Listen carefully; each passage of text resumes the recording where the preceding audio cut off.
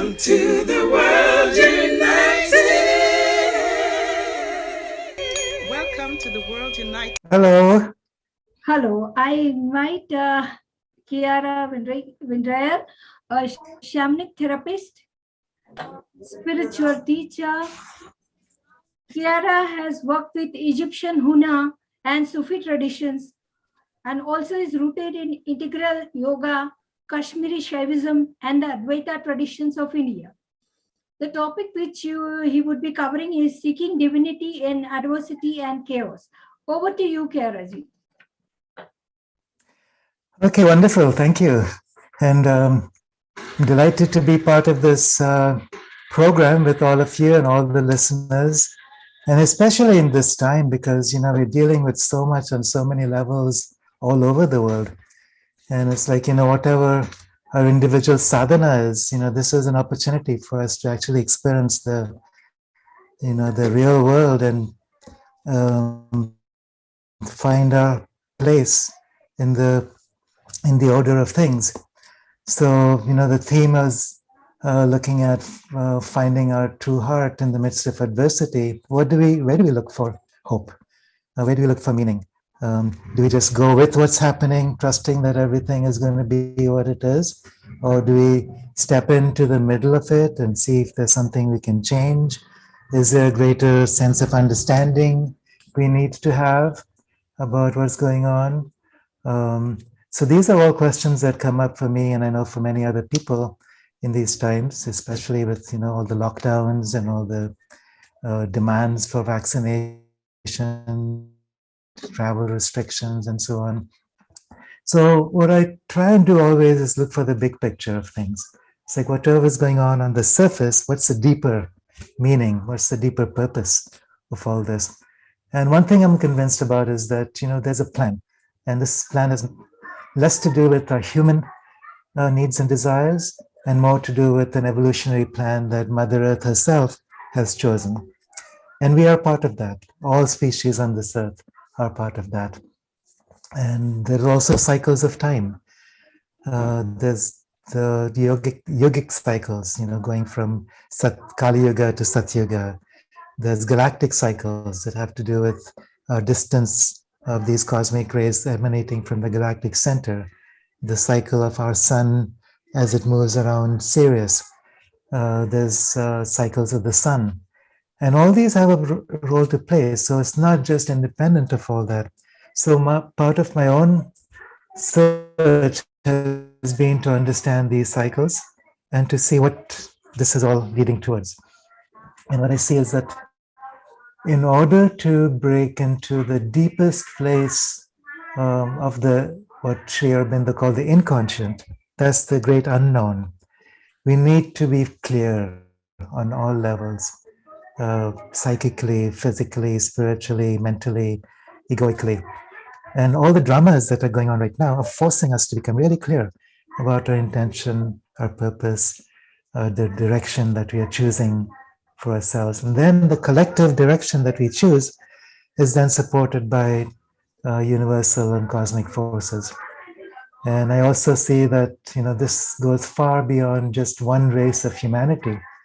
There's galactic races, there's inner earth races.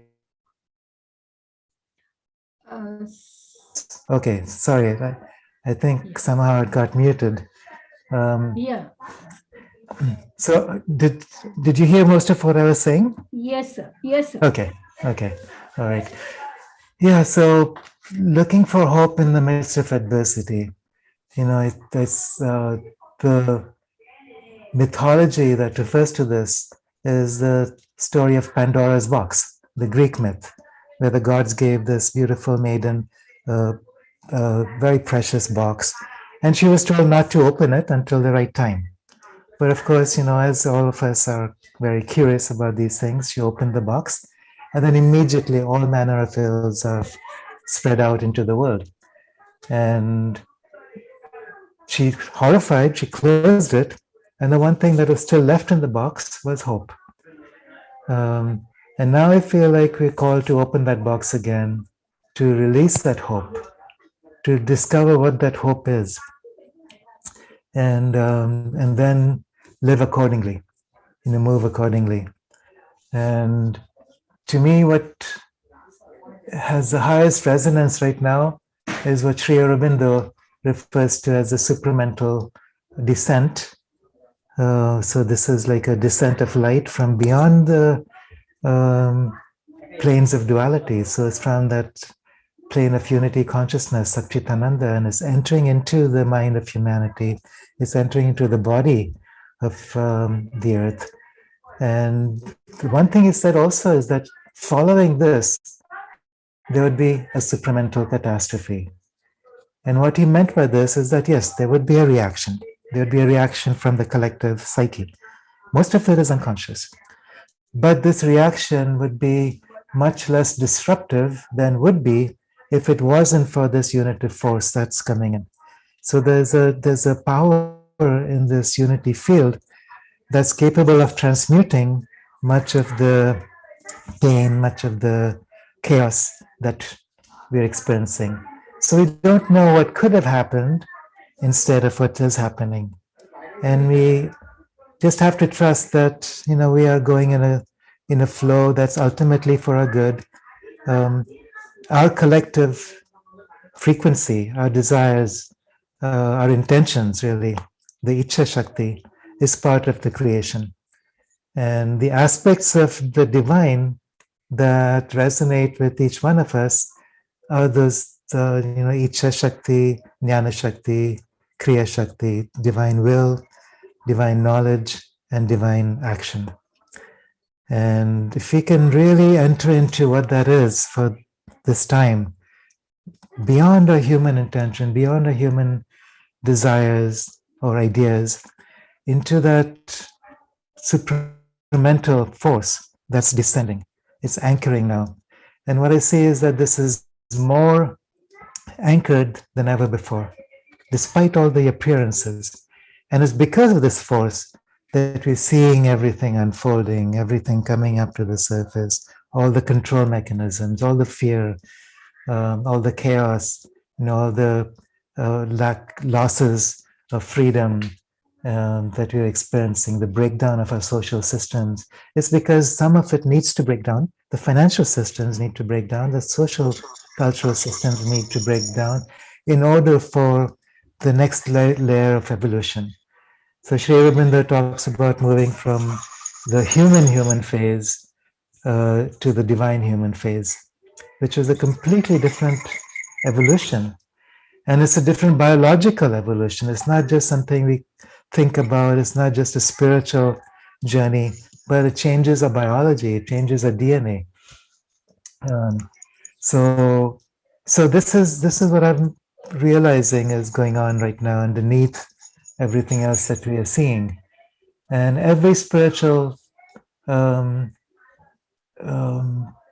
tradition has a way to understand this. Prophecies from so many traditions that are being brought into the collective. And so it's time to realize that there's something far, far beyond what we actually know, and trust that. And trust comes from a place of surrender. So what are we surrendering to? Perhaps it starts with the not knowing. We're starting with surrendering something greater than ourselves. But then we also realize that each one of us has a place within this that is being activated. So every single one of us has a role to play in this awakening. And so there's a collective aspect to this, and there's a personal aspect to this.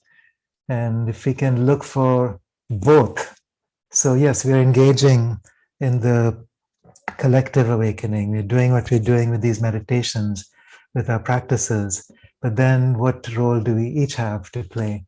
And that's the journey we have to discover for ourselves. So,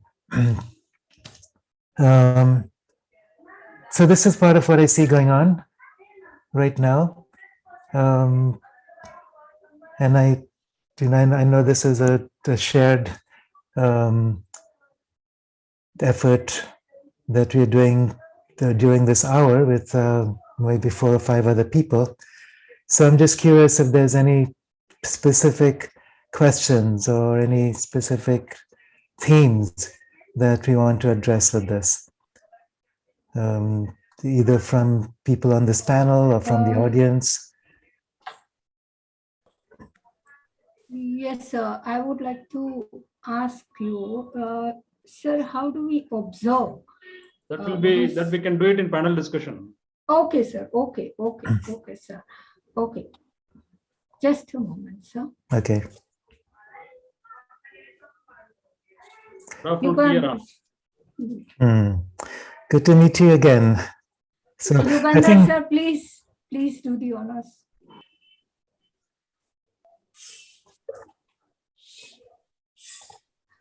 Yugandhar, sir.